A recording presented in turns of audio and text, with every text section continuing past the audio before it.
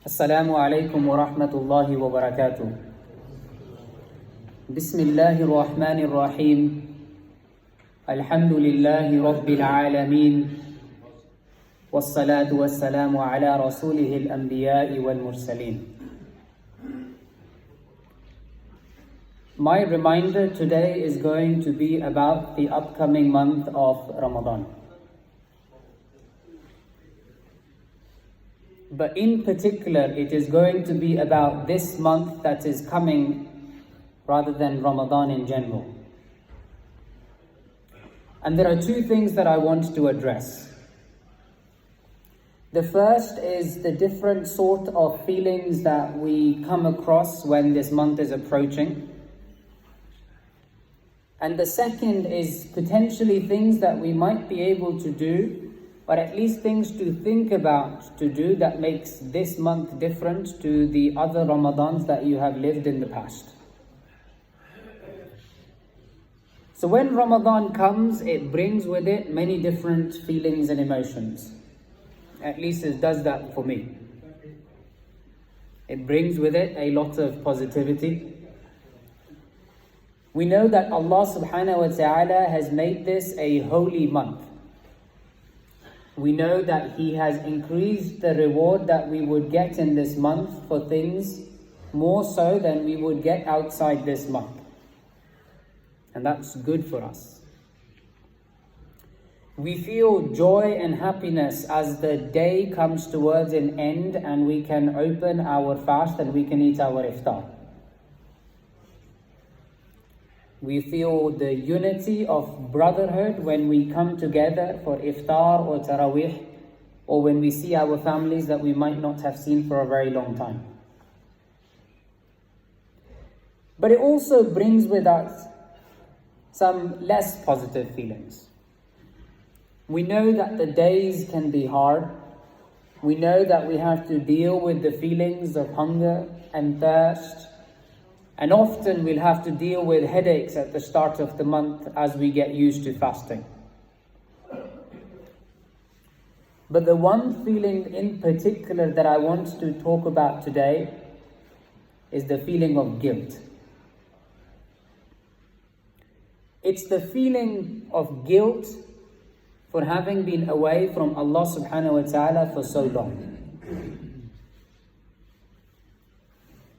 It's the feeling of guilt for not being able to maintain the efforts that we had put in last year. So if you think back to your last Ramadan, you will remember that you had come to the masjid more frequently. You had done things in that month that you wouldn't have done as much otherwise. And then when the month finished, those efforts dwindled out. And as the next month of Ramadan comes, we often feel guilty that we weren't able to keep up all of those efforts. And so we begin to feel less optimistic in approaching this new month. And for some of us, it takes us away from being closer to Allah subhanahu wa ta'ala. It makes us think that I had targets that I wanted to achieve last year and I couldn't achieve them. What am I going to achieve anyway this year? So the one thing I want to encourage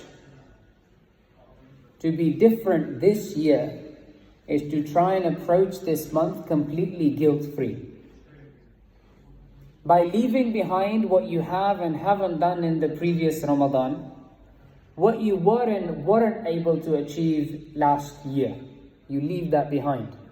And you approach this Ramadan as it is the first Ramadan you are approaching. Ibn al-Qayyim rahimahullah said that by Allah, I do not fear my past sins because I have sincerely repented to Allah subhanahu wa ta'ala for them. And Allah loves to forgive. What I truly fear is that in the future, this heart of mine will stop and it will cease to turn to Allah subhanahu wa ta'ala. We know that Allah is Al-Wadud. We know that Allah is the most loving. Allah subhanahu wa ta'ala has not forgotten you, and He has brought you to another Ramadan. And so start this Ramadan guilt-free and enjoy a month of new Iman. And so the second thing I want to address is that we know the maxim that if you do not plan for something, you will achieve nothing. And so I want to encourage all of you to adapt that for this upcoming month. And the time between now and next weekend is adequate time to think about something that you want to apply, that you want to achieve this year. We've said that we want to leave behind what we have and haven't done in the past. So we have to think, what is it that you might want to achieve this year different to the previous times? Everyone will have their own targets and own personal agenda. And it's not for me or someone else to tell you what it should be for you. For some, we might want to complete a reading of the Quran. For some, we might want to make it a target that we come for Taraweeh every night. Whatever it may be. The point is that at some point you sit and actively think, what is it that you want to do this month? And how you're going to achieve that? And maybe think about doing something that you have never tried to do before. So one of the things that used to be on my list was to read the Quran in a language that I could understand. And many occasions in the past I had tried that word by word with the Arabic or the tafsir, and the month would come and go and the years would come and go, and that task would never be completed. And so I made it a task that I wanted to do it without any Arabic, without any tafsir, commentary, footnotes, explanation. And I feel quite passionately about this, because it is amazing how easily shaitan can deceive us out of doing this simple task by making us feel that we want to do a better job of it. When I have this conversation with people, there is a selection of responses that I get. And they are as follows. Some will say that I will read it with tafsir when I get time. Or they will say that I will read a few verses and then I will implement them before I read any more.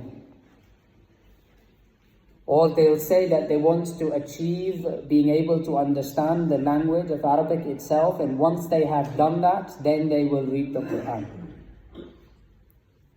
And when I meet these people years later, I only ask one question. Which one have you done? Because shaitan will never come to you and say, disobey Allah subhanahu wa ta'ala. An example of this is that when the time of salah is about to finish, and maybe you've only got enough time to pray the fard, shaitan will come and say to you, don't rush it. Do it later and do it properly.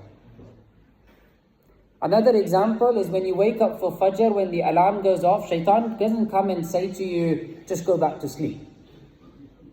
Shaitan will come and make you feel that you want to look after yourself. He will remind you that you have work to go to, and you will be better if you are well rested. Or you just need a few more minutes,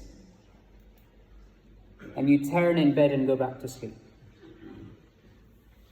I cannot stress on how important it is for a Muslim to have read the Quran at least once in their life where they understood what the message was.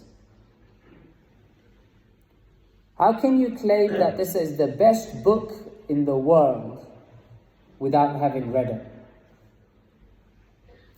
We will quite happily hand out translations of the Quran to people who are not Muslim. We will give it to them. We will tell them to go away and read it. And we will say this is good enough. You don't need anything else.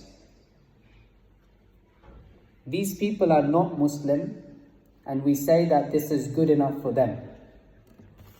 We are Muslim. Why is it not good enough for us? I ask you, do you really know what Allah subhanahu wa ta'ala has said to you? We know that in the Quran Allah tells us to pray and to fast and to give zakah and so on and so forth. But those instructions form a very small part of the Quran. What is the rest of the message of Allah subhanahu wa ta'ala?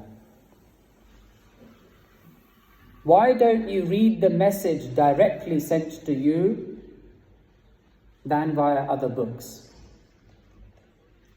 Allah subhanahu wa ta'ala did not send a book down that needs other books for explanation.